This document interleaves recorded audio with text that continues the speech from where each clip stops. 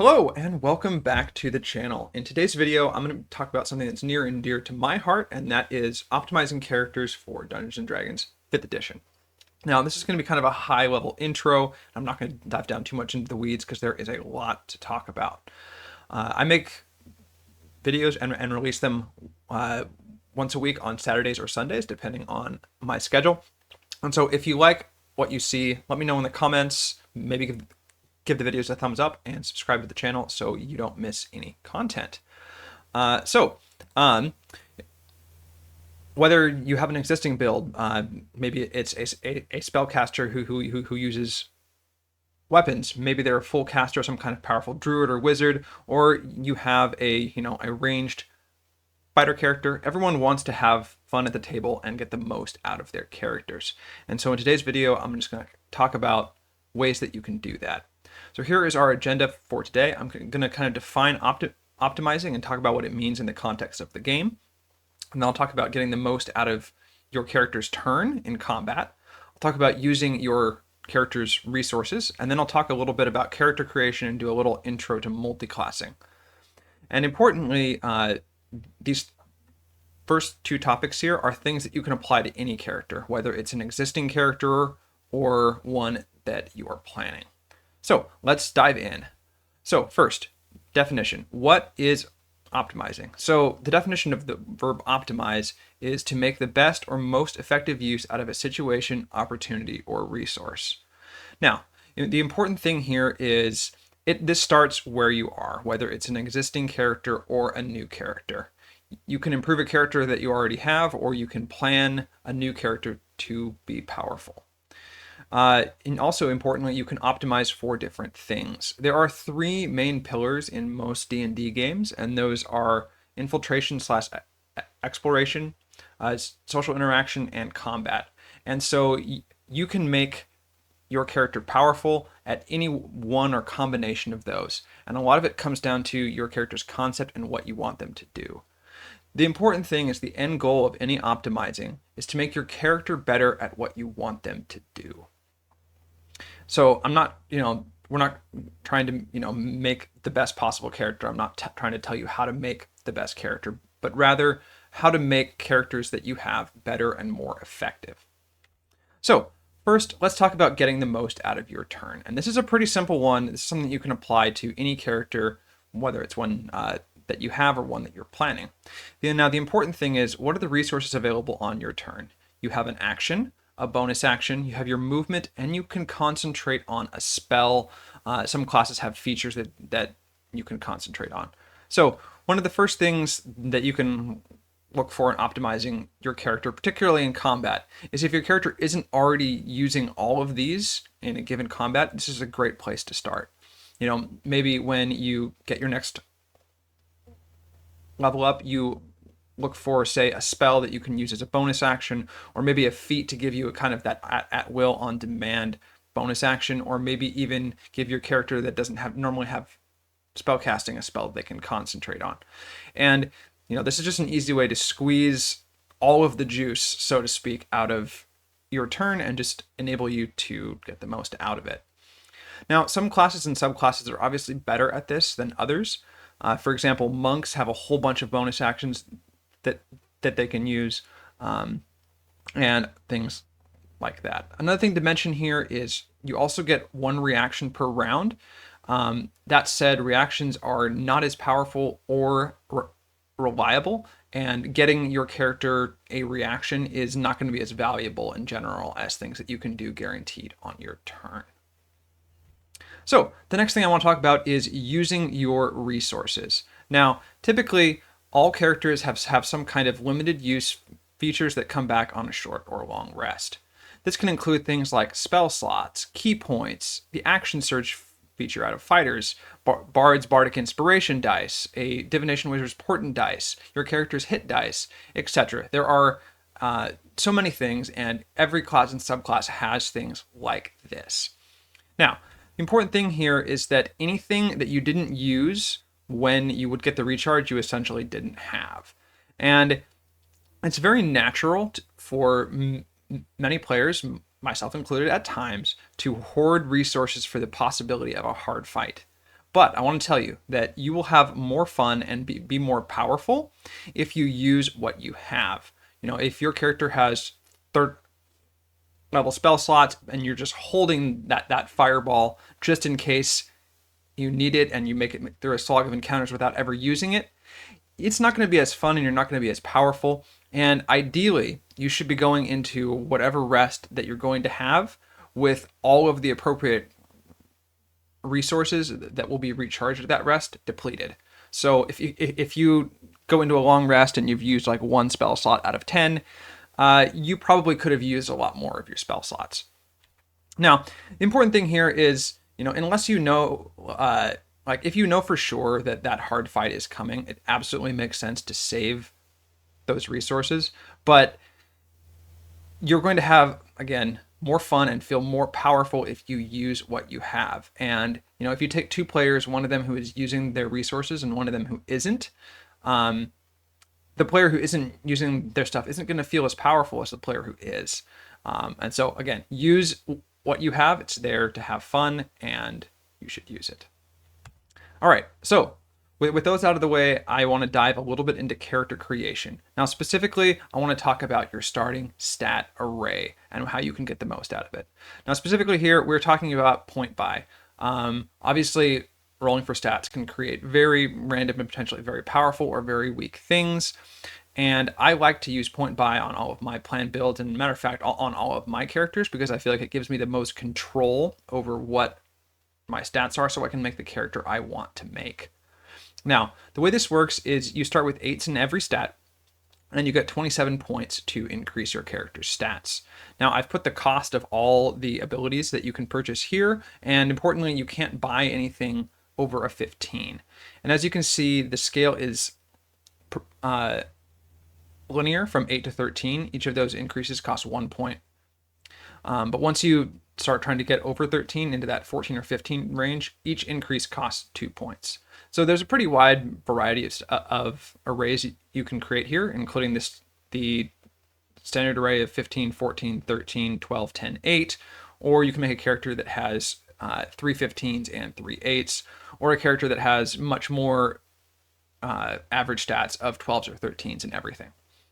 But some important things here. You want to target even final scores in your character's key stats after racial bonuses. Now, there are some exceptions to this, but generally speaking, that means that, the way that the game works is that you take your score, you subtract 10, and you divide it by 2 and round down, and that is your character's ability modifier. So having an odd score in your ability modifiers doesn't actually help you at all. And if anything, in a lot of cases, it's often a wasted point. Now, your primary stat or stats should start with a 16 or a 17. And we're going to talk about this a little more in just a second for that +3 modifier. And your secondary stats, honestly, should have a +2. So aim for 14s. An important thing to do here, and in my opinion, one of the best things that you can do with your racial bonuses is to get around those 2-point cost increases as much as you can. So bumping a 13 to a 14 is going to be a lot more efficient than buying a 14 and then bumping, say, an 11 to a 12. Or, buying a 14 and bumping it to a 16 with your +2 is going to be less expensive than buying a 15 and bumping it to a 16 with your +1 if that's your main stat.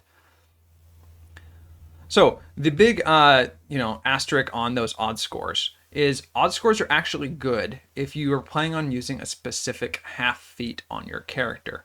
For example, one of the common ones to do on a spellcaster class is to put a 15 in your primary casting attribute, use your racial +2 to bump it to 17, and then plan on getting some kind of half feat later on down the line to bump it up to 18 and give you something else. Another common thing to do is if you look at a key saving throw stat, so those are usually things like Constitution or maybe Dexterity or Wisdom, you put an odd score there, and then you bump it up to even with the Resilient feat, which will also give your character proficiency in that save. So Generally speaking, with point buy and a racial +2 and a +1, you can generate two 16s, a 14, and a 12, and then have two 8s, and this is oftentimes a pretty good thing to do. So now I want to do a little intro to multiclassing. So first, why multiclass in D&D 5e? So there's a lot of reasons. One of the first ones is simply for proficiencies, maybe in armor, in weapons, or maybe saves. For example, a lot of characters like to start with a single level dip in fighter to give them proficiency in all armor, all weapons, shields, as well as constitution saves. It's actually pretty common for casters to like to start this way. Another reason why you might want to multi-class is simply for that first thing that we talked about, which is using all of our resources on each turn. Maybe a class or a specific subclass has access to a bonus action or a spell that you might want to concentrate on, and this can be a valid reason to multi-class. Another reason is synergy between class features or maybe spells and things you wouldn't normally be able to get by just your core main class. Another reason, and this is actually a pretty common one, is most classes in Dungeons and Dragons 5th edition are pretty front-loaded in terms of the power that the class gets. And so with a lot of characters, and some classes in particular, getting a few low levels in another class is actually going to yield a more powerful character than simply getting the higher level features in your main class, because a lot of the high level features in a lot of the classes in the game honestly are more flavorful or situational and just aren't really that good. The important thing is when you multi-class, the goal is to make your character better at what you want them to do. Maybe you're multi-classing to get more armor class, or maybe you want to get the extra attack feature on a class that might not normally have it, and that kind of thing. So what is my general philosophy on multi-classing? So the first thing is you want to minimize what I call a dead level. And this is a level where your character doesn't do anything, they don't really function, and they don't really get stronger in any way. And you want to have as few of these as possible. Another key thing is you want to make sure that you get the core features, the key features of your build online as soon as possible. So for example, if I'm making a character where I'm planning on having the extra attack feature, I like to have it online by level 6 at the latest. So that means for a lot of characters, I'm only going to be taking, say, a single level multi-class dip before level 6, because most characters who get extra attack get it at level 5. Another thing is it's important to understand the benefits of starting in each class. Now, taking a level in another class later doesn't give you the same benefits as being that class at level 1, namely saving throws as well as some proficiencies. It's important to understand that about when you should take levels in those classes, and a lot of builds actually want to start level 1 as a different class and then take their main class the rest of the way. For example, some wizard builds like to start their first level as artificer or fighter to get armor proficiency as well as constitution save proficiency before being a wizard the rest of the way. Now, typically the most effective dip is a small number of levels in what we're going to call the dip class, and the rest of the levels in the main class. And this is again because of those front-loaded features that a lot of classes have, and you don't want to delay the high-level features of your main class, in particular spellcasters. Another thing I want to talk about here is SAD versus MAD. So this is single attribute dependent versus multi-attribute dependent. So sometimes you will want to multi-class to make it so that your character only really needs a single ability score to function. This is most common on Spell Sword or Gish characters who want to both spellcast and use weapons. And there are some subclasses in particular that allow you to use a different stat for your attacks, and you can use this to align your spellcasting and attacks attributes, so you don't have to use multiple ability scores to do so.